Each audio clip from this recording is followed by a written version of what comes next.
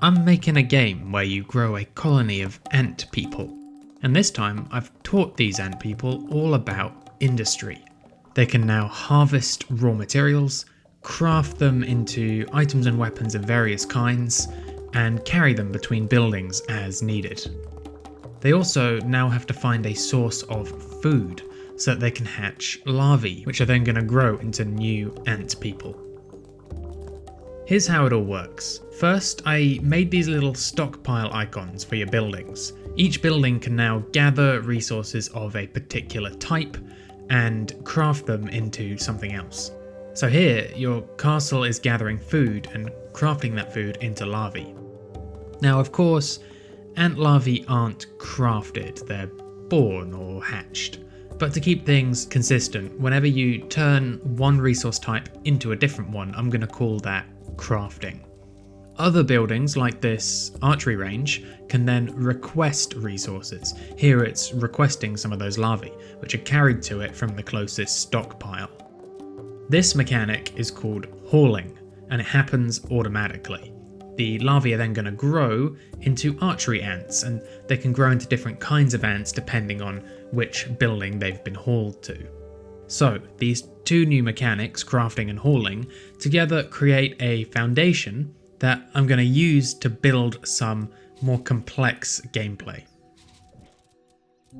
Now, industry did already exist in some of my earlier prototypes. I came up with a whole bunch of ideas of different things you can craft, buildings that would craft them, and also how they'd link together and recycle all of each other's byproducts. But for now, I've scrapped most of that so that I can just focus on the basics. The most important thing is to give the ants a way to gather food and a way to fight off predators. So I designed two new building types. The wood hut will gather up all sorts of different plant bits and craft them into high quality wood. This wood will then be used as arrows in the archery ranges.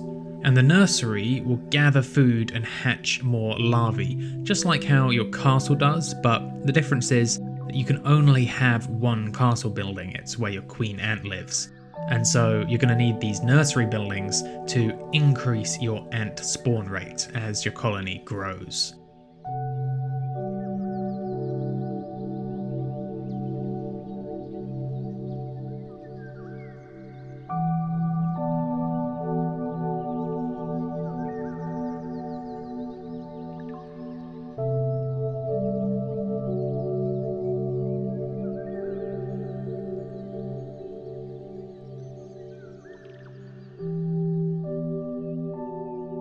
Here you can see these new buildings in action. The ants can be directed towards the right resource types using the pheromone trail mechanic that I added last time. Notice how the nurseries get a bunch of gathering ants as soon as you place them, but all the other buildings, like the wood hut, will need to be stocked with larvae to grow their population first. Both of these buildings are then going to feed into the archery range to supply and restock it.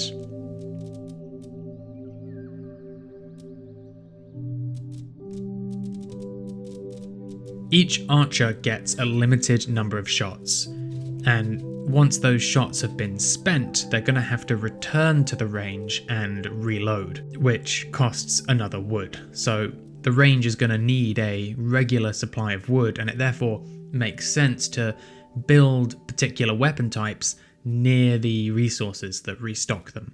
And speaking of weapon types, I figured this has all gone pretty well, so let's add a second industry type as well. This new pottery building is going to gather clay and then turn that clay into pots. And then the armory building will equip ants with these pots. My idea was we can make the ants wear the pots as a helmet, and this is going to make their melee attacks much stronger, and perhaps it'll also protect them from some damage as well. I felt it was really important to make it obvious what each building does at a glance, so you don't lose track of it all. And so that's why the pottery looks like a pot, and the armory looks like a helmet. I also put these little teardrop lines under the eyes of the helmet just to give it a bit more detail, but Charcoal Eater from the Discord server had a better idea, to replace them with vines in a similar pattern. And I think it looks much better this way.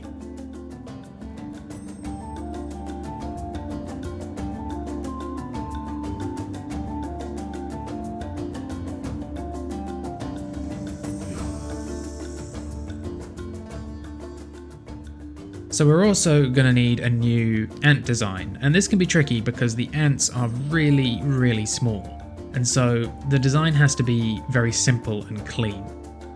After some testing, I found that by adding this horizontal stripe to the pot, it really helps to separate the outlines if there's a lot of pot ants standing next to each other. You might have also noticed that I've changed the bow colour on the archer ants. A bunch of people left comments on the last video saying that the black bows were too difficult to see against the grass, so I've chosen this pleasant warm brown instead. Let me know if this is an improvement for you. Anyway, here's the clay industry in action. All that's left now is to make some new sound effects and to create their combat animations. I made the pots also run out after a number of hits, just like how the arrows work, but as an extra touch, on the final attack when the pot smashes, it's going to count as a critical hit, and that means it deals triple damage. So that helps distinguish the arrows from the pots a little bit, but to be honest, they still needed to be made a lot more unique. Ideally, there should be many different enemy types in the game, and each enemy type should be particularly vulnerable to certain weapons. That's going to create a lot of strategy. So I quickly mocked up 2 new enemy types, beetles and flies. These graphics are just temporary while I test out the new features, and so I'm going to avoid making any complicated animations for them just yet. But the idea is that the beetles are going to resist arrows because of their thick armor, and the flies are going to resist melee attacks because of their fast movement. So let's break this down. First, I separated damage into 2 different types, blunt and sharp. And each enemy type can have different resistances or weaknesses to these different types. So the beetles are going to resist sharp damage, and so the arrows will just bounce off them like this. And when they bounce, they do 80% less damage. And so the archers will defeat the beetle eventually, but it's not efficient, and you're going to spend loads of ammo and time doing it. On the other hand, pots do blunt damage, which can bypass the beetle's armor, and so the pot ants are much better at fighting them. However, the pot ants are going to struggle to hit the flies. You can see here that they are sometimes hitting. This little particle effect that I've added shows when a hit does happen, and they will therefore clear the flies eventually, but it's going to take a really long time. And on the other hand, archery is very fast and precise, and so they're going to hit a majority of the shots that they fire at the flies. And to take this one step further, I also made sharp damage deal critical hits to the flies. And this means that you can actually take them out with a single arrow each. So, depending on which enemy types are attacking your colony, you're now going to be much better off responding with particular types of ant. That's everything I got done this time around, and it's now time to start thinking about the next steps. I've added plenty of mechanics to the game at this point, but still, the game as a whole is lacking structure. I'm going to have to add money and a build menu. Also a day cycle where you get new waves of monsters coming every day, and also some kind of victory condition. So that's a lot of bits and bobs, but if I can get them all done, the game will start to be a lot more playable, and then we can gradually move towards the next free prototype. I'll be back with my progress in a few weeks, so be sure to scrub the sub button and tingle the dingle. And if you want to get more involved in development, then come join the Discord server where I post my daily devlog, and you can also chat with me directly as I work. That's all for now. Thanks for watching.